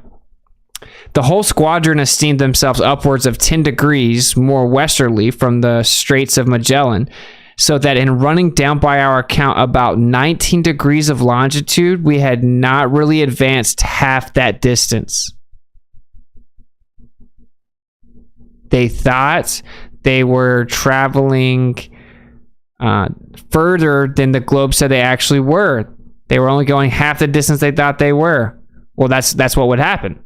Just like the people think they're going way slower when they travel in the south, even though the boats are the same boats. Their world record's 200 miles a day less because they're using globe assumptions, right, and maps. And so they're like, and distances. So like, oh, well, we didn't travel that far because, you know, we're on a globe. So they think they're going slower because that's how they get their speed, distance over time. Here's a mistaken distance of about 10 degrees, and all estimates by a whole squadron were wrong. This was because their calculations were made on rules and tables based upon the supposition that the southern hemisphere was the same size as the northern hemisphere, and that distances would be therefore equal. To cite another and similar instance in the voyage by the Discovery by Captain R.F. Scott, he states, this is, mind you, long before the GPS deception when people actually used their compass in the sky in reckoning to navigate, assuming the north and the south were spherically symmetrical. It never worked, ever. And when they went to the south, it was bad news. From Wilkes' report concerning Eld's Peak and Ringgold's Nolan, I must conclude those places are non-existent, and there is no case for any land east of Adelie Land. Thus, once for all, we have definitely disposed of Wilkes Land. True geographical conditions should be known. Captain Scott came to this conclusion because, as he asserts, he actually sailed over the region Wilkes claimed to be land. Notice how sure he was that he had for all time settled and mooted question himself. The mooted question. In South Sea Voyages by J.C. Ross, another discrepancy is reported. We found ourselves every day from 12 to 16 miles by observation in advance of our reckoning. By our observation at noon, we found ourselves 58 miles to the eastward of our reckoning in 2 days. In the United States Exploring Expedition by Wilkes, we find a similar error reported. In less than 18 hours, he was 20 miles to the east of his reckoning and 54 degrees 20 minutes south. You starting to see a reoccurring theme here? This is actual reports of when they still traveled in the south. Okay, this is what happened. The reader will note that when the route taken is east or west, the same results are obtained. Therefore, currents are not the cause of the discrepancy between observation and actuality. Of course, as the phenomenon occurs on both east and west.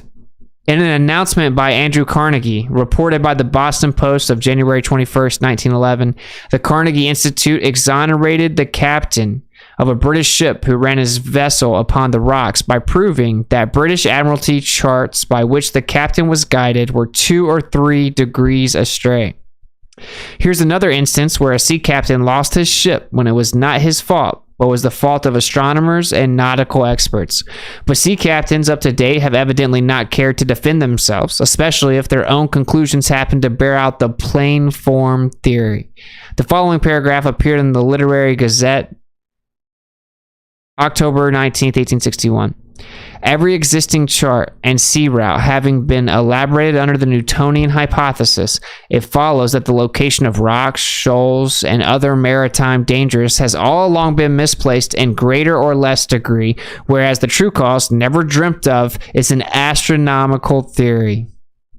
Permit me to cite another illustration of the skepticism of mariners who, to a certain extent, are apparently obliged to remain silent on theoretical problems of navigation, yet are compelled to bear the blame in case of disaster. Lieutenant Middleton substantially makes the following extraordinary statement.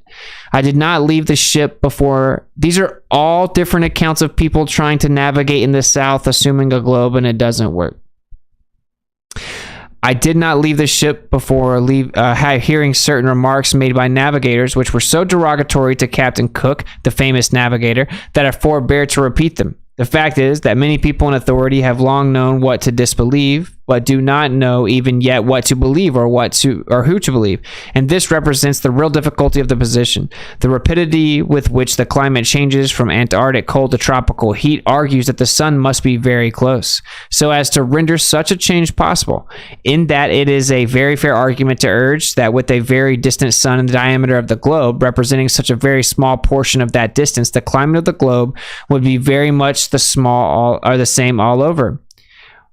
Mawson and the Aurora proved the existence of Wilkes Land by dividing his crew into 2 parties and encamping on Wilkes Land 1,200 miles apart. This, although the fact Wilkes Land had been discredited by most Europeans for 72 years, because they assumed a sphere. Mawson, however, found no trace of Clara Land seen by and Shackleton found no trace of New South Greenland and declared it a myth. Had his soundings showed such a location to be 1901 fathoms of water.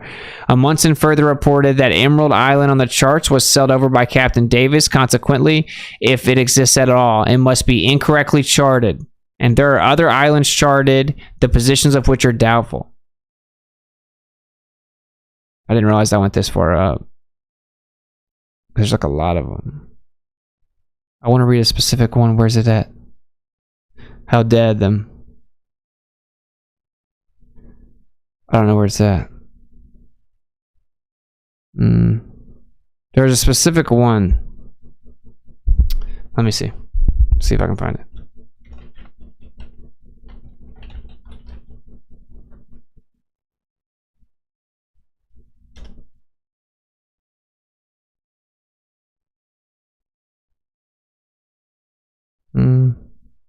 Here we go. All right, let's check some of these out. All right, they were so wrong that he describes it as a phenomenon and measures it by the term magnitude. It is worthy of note that he recalls that many such cases have come under his notice, yet frequently without disastrous consequences. Why they are so wrong, he does not know and has no theory to account for such errors, but he suggests that mariners look into the matter as it may be due to dip or refraction. Sound familiar?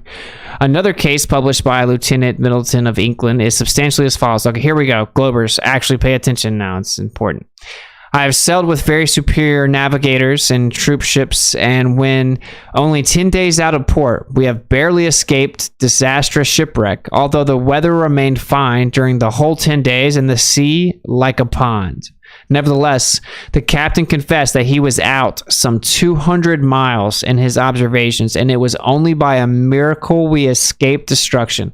This escape, coupled with Captain Nilsson's 110-mile error, caused me to smell a nautical rat.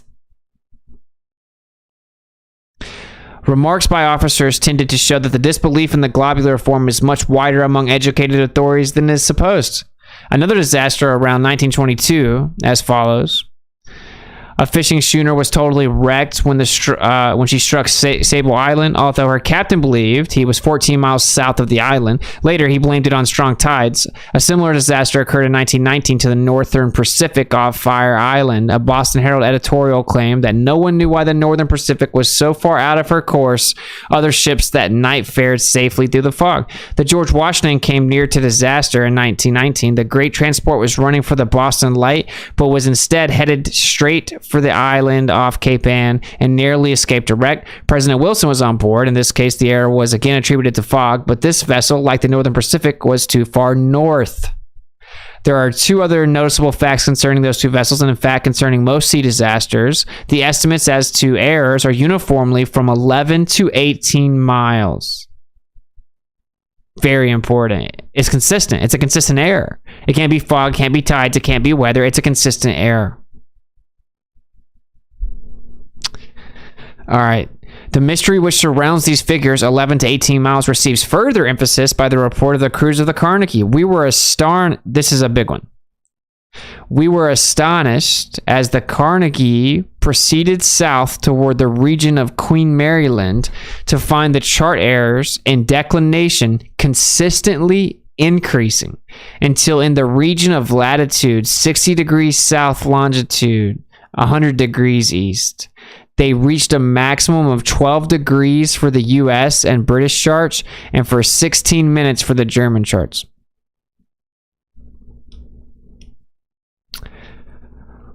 We were astonished that when we traveled in the south, our declination errors consistently and constantly increased as we went south until the region of 60 degrees south latitude. They reached a maximum of 12 degrees for the US and British charts.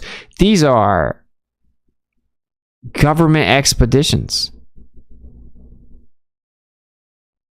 that were trying to map out the magnetic field.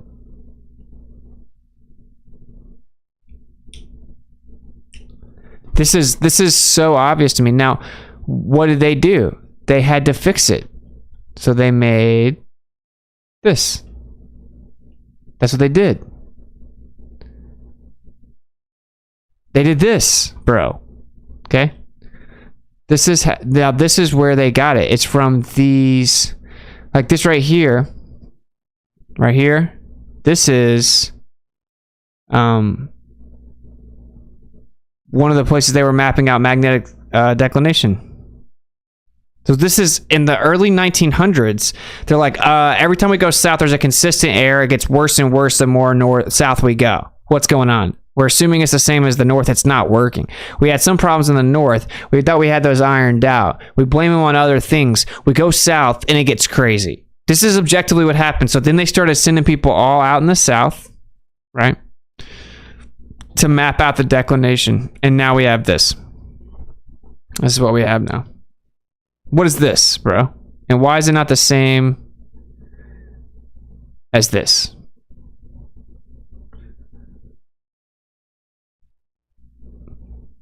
Why are these not the same at all? Why are these evenly distributed quadrants that all get to the middle? You know what this little black area here is? The shaded areas?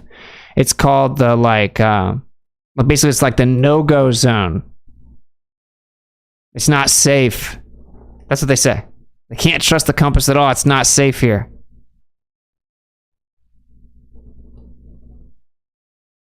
Yeah, I bet it's not safe. Oh, look where they have it here. This is the part that's not safe to go, according to NOAA. That's why it's shaded. You kidding me? So what I want to do, I'm going to go back over here. As I just read some accounts to you, and there's many more in here, by the way, and I'll drop it in my Telegram. There are many accounts of them going south and it not working. That's just what happened. The second school claimed the starboard helm for the course north of the equator, the port helm for the south of the equator, and the midship helm for the course on the equator. He asked official navigation, like, well, what's going on? Like, what are we doing? Circumnavigating on a flat surface with a compass needle pointing to the center of the surface, the ship might sail due east or west and eventually return to the same point by describing a circle. We were We have two more confessions from two more advocates of the globular theory, Professor Gregory in elementary physiography. What a word. And Professor Evers in navigation and theory and practice. Substantially admits that, in practice, scarcely any other rules are used but those derived from plane sailing, and longitude is more frequently found by it than any other method. This is reality. They went south, they assumed the globe, it didn't work. They've now come up with this completely different magnetic projection in the north and the south. All right, let me come back over here to the PowerPoint real fast. Then we're gonna just wrap it up. I had to close the. Oh, I'm so triggered about that. Because I wanted to show you. Let me see if I can find it, bro. I can find it. I want to show you guys how insane it is. It sucks because I was going to show you guys this a long time ago at this point. All right, here we go.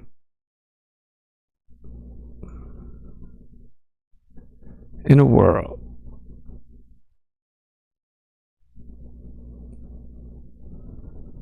All right.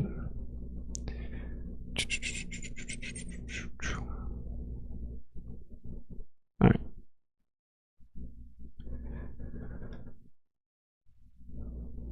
All right, you guys can see that. Here we go.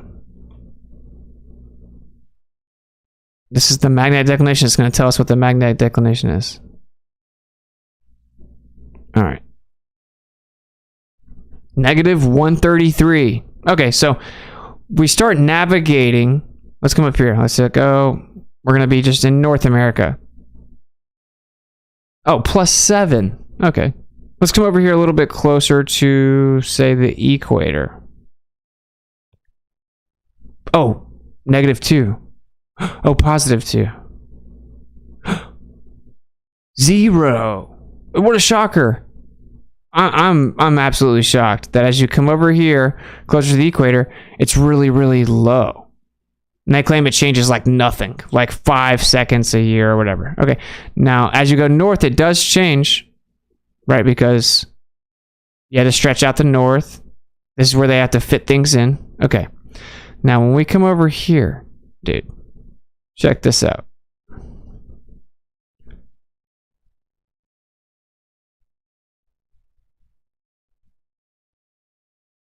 $164, bro. 145, 178. The magnetic declination here is almost 180 degrees. You would have to just turn around. Do you guys see that? Hopefully you guys can see that. Negative 178 degrees. Oh, positive 164. Oh. Totally legit. Nothing to see here. So what does the magnetic declination correction tell you to do when you go towards Antarctica? It literally tells you to turn around the other way. Literally. 179 degrees. It literally says, no, turn around. This is, you can't even make it up. So there you go. It's just the facts of the matter, bro. And I find it weird that you guys are making it weird. All right. So we're going to go right back through it real fast. Hopefully that helped click some stuff for you, and then we're going to wrap it up. Sorry about the technical difficulties. You know what I'm saying? Stuff happens. All right, globe deception. The following contains scenes that globularists may find disturbing. If you are suffering from cognitive dissonance, you may experience violent, degenerate, and erratic behavior. Viewer discretion is advised. Earth's magnetic field should be symmetrical like the depiction above if the Earth were a sphere. You have the North Magnetic Pole, you have the South Magnetic Pole, and you have the geographic North and South Pole, symmetrical to one another. Basic physics necessitates this, as does geometry.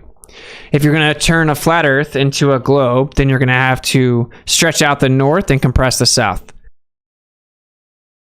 Just as in this depiction, as you turn into a ball, you stretch the north, you have to compress the south, the longitude lines will diverge. On a flat Earth, they have to converge back to a pole on a ball. What is magnetic declination? It is the correction angle between true north or geographic north and magnetic north, of course. Geographic north or true north is where the lines converge to a singular point. So up here at the top where the longitude lines converge, that's true north. And then you have magnetic north, you get a difference. That's called magnetic declination. Here you have north, geographic north, and the magnetic north. You have an eastward correction, meaning that there's a positive amount of degrees that need to be accounted for. Because, of course, you have 360 degrees on a compass, broken up into 4 sections. You get 90, 180, 270, 360 back around. So east, south, west, north. As you go to the right towards east, you have to add positive declination, and vice versa. You have negative to the west. So you have your geographic north or true north, and then the difference between where the compass is pointing and where the north pole is assumed to be on the sphere is magnetic declination. So here's another depiction. You have magnetic declination to the east is positive and to the west is negative. Here you see that all points meet in the middle of the declination map in the north, all converging to a singular point as the blue cuts right through the middle. Okay, blue being east, red being west, and you see a convergence. You also see different depictions where the red cuts through, interestingly enough. So you have like evenly distributed 4 quadrants meeting in a singular point. They say that this darkened shaded area is the no-go zone because it's too dangerous. Officially what NOAA says. Then you can see the converging points are distinctly different in the south. They are separated by immense distances and they converge entirely separate of one another. They don't have the 4 equidistant or the equal distribution of quadrants whatsoever. They're not all converging on a singular center point. They're just completely all away from each other with much more drastic and erratic declination. That's because you had to make the south converge from a flat Earth, so you have to drastically wrap them in towards each other, and there's only so much you can do. You have to have different convergence points, which is why they don't let you go below the 60 degrees south latitude, because that's where you would begin to be able to truly test if the globe worked. Okay, here is where they claim that they're telling us where the poles are moving in the south, but we just heard the NOAA representative, also published by NASA, saying they don't know why or how any of this happens, that they just use models to try to predict if the pole is moving or how much it's moving. They don't have any idea how accurate this projection actually is, because they can't even predict up to a couple years correctly. They can't even predict where it'll be in a couple years. They have no idea, don't understand it, don't understand why or how it happens or how much it's going to happen. They use certain speculative models based upon the idea that there was a magnetic pole shift 750,000 years ago.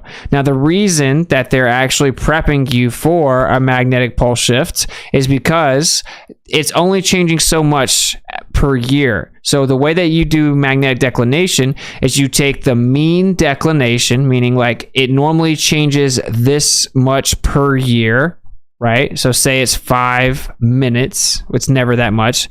Or it could be. So say it's 5 seconds, right, per year. And you go look at the date. So let's say it's 2010 and you're doing this in 2020. Well, you would subtract the years and then multiply that by the mean. So you would have 50.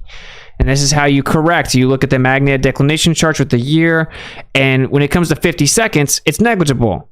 It's well known that an entire degree is negligible. So they don't have to worry about it. They have themselves covered. They want to talk to you about 1600s and 1500s, but when it comes to real life application, when people were navigating since the 1930s, which is when they started having the problems in the South, and we just checked that out. That's when it really came to a head, and people started realizing we have a serious problem navigating south. So the 1800s spilling over into the 1930s, they had to do something. That's when they put out magnetic declination expeditions to actually cover up the discrepancies of the fact that the South is much wider and not what the globe predicts. It's not symmetrical. They're preparing you, whether they know it or not. Most of them don't. They're just desperately trying to explain something that isn't actually happening in reality for their model that isn't reality. That's the same way the magnetic declination was actually mapped out. These people assumed the Earth's a sphere. They navigated. They saw the spherical model doesn't work. They kept getting lost. The stuff wasn't where they thought it was supposed to be based on the globe. So, of course, they could never consider the globe is wrong. So they assume the compass themselves are wrong. They assume the globe model is 100% accurate, and then they did a subtraction from what the compass shows. They made the charts, and then they slowly correct them over time because they're not even completely accurate corrections, but they're just close enough.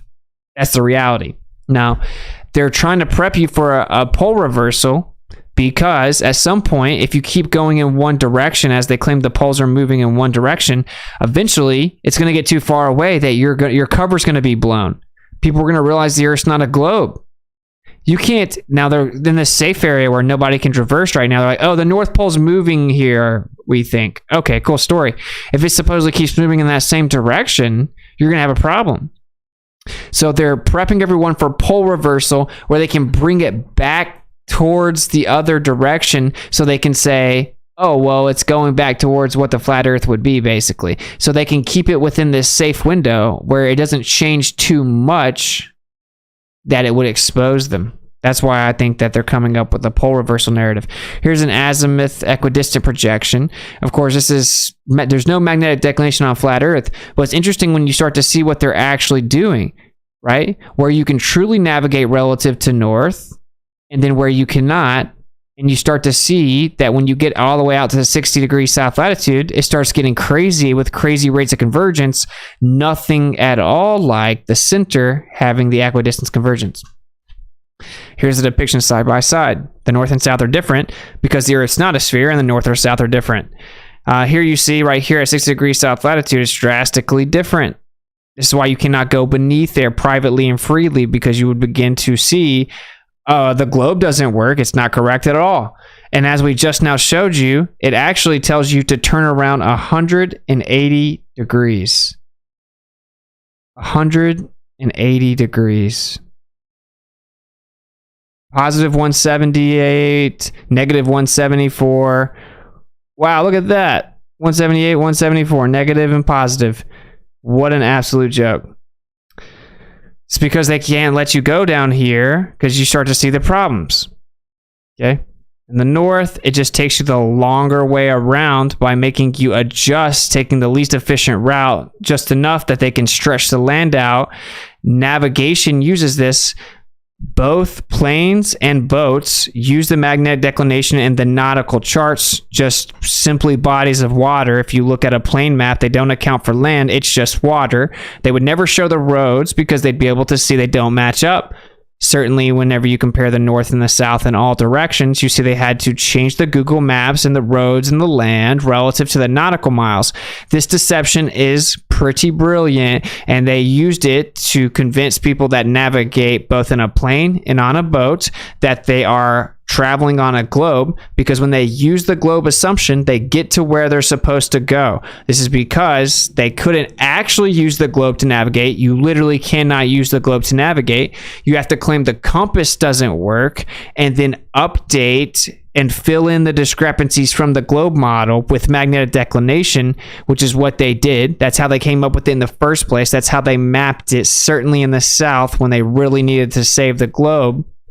And now people navigate with the correction to save the globe, and they just don't even think about it. So they navigate assuming a sphere, making the corrections, and then they're like, oh, yeah, it works. It doesn't work, and that's why you have to make the fake pseudo corrections for pseudo magnetic declination, so you can convince yourself you're traveling a greater distance in the north and that there's greater distances between the land masses than there truly is, because you're not traveling the most efficient routes. In the south, they've convinced you you're not traveling as far as you are because they're keeping huge sections of the ocean uncharted by having you correct over towards center convergence points, but then not letting you freely travel past the 60th south latitude, which is where their cover would be blown. It's very obvious. Here's the different discrepancies in the north and the south, and this is how they pulled it off.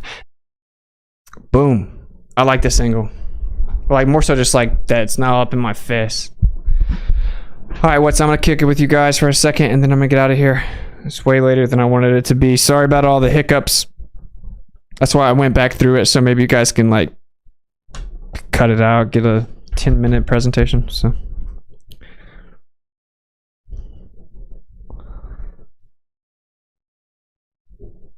media buffering. Any trolls need to speak to Austin on the mic? Dude, they're never gonna actually come speak on the mic, bro. Let's be real.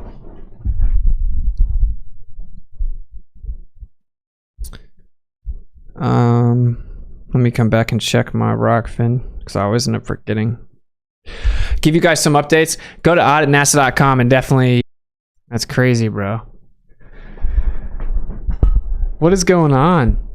All right. That's crazy, bro. What is going on?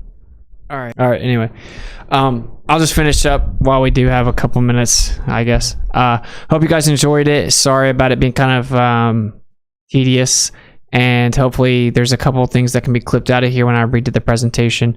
They use magnetic declination to hide. What is, dude? This is insane, dude. I'm like, my computer's being attacked. Straight up. This is insane. They just went black. It's like, what's good? Now Streamlabs just going black, and the internet's glitching. Bro, I'm not like trying to be like super conspiratorial, but it is really weird, bro. It's really weird.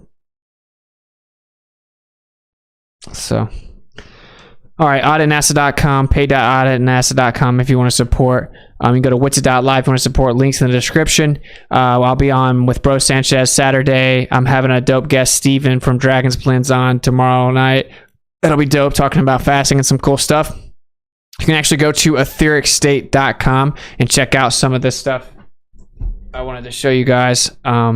So I'm selling some of this stuff, and it's incredible. This is blends.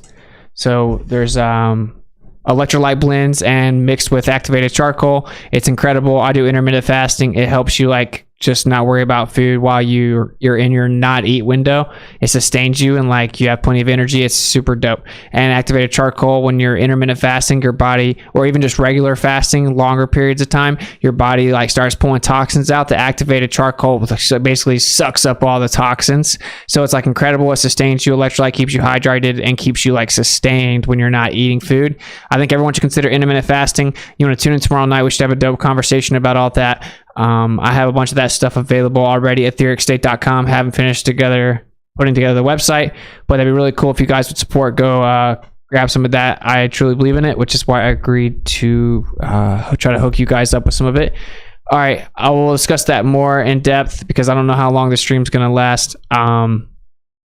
That's about it. So Bro Sanchez Saturday afternoon. Friday we have a few tentative guests for In the Field. Tomorrow we have a dope guest, WitsitGetsIt, with Steven. That'll be dope. You should check it out. Cool. All right, I'll add this to the playlist. Hopefully you guys enjoyed Schooling Globers episode 13. I'm working on trying to make a lot of the content better. We'll have different angles, different intros, different music. We're gonna have a new song for Schooling Globers soon. So cool, a lot of stuff going on. Auditnasa is about to take off. I've been putting a lot of time into that because I believe it's the right thing to do. I think it's going to truly make a difference. So people should seriously consider getting behind it. I think it's one of the most important things and most impactful things we could all come together and make happen. Cool. If you want to support, it's greatly appreciated. Support what you like or it goes away. Seek and speak truth unequivocally. The weak find contentment in the consensus of ignorance. So who cares what other people think? Whenever they revile you for his name's sake or for the truth's sake, rejoice, for they did that to all the prophets before you. What's popular is not true, and what's true is rarely popular. So just continue to seek out the truth, and you'll be rewarded in the end. I'll catch up with you guys later. We may have froze again. I don't even know what's going on. But I love you guys. Till next time. Peace out.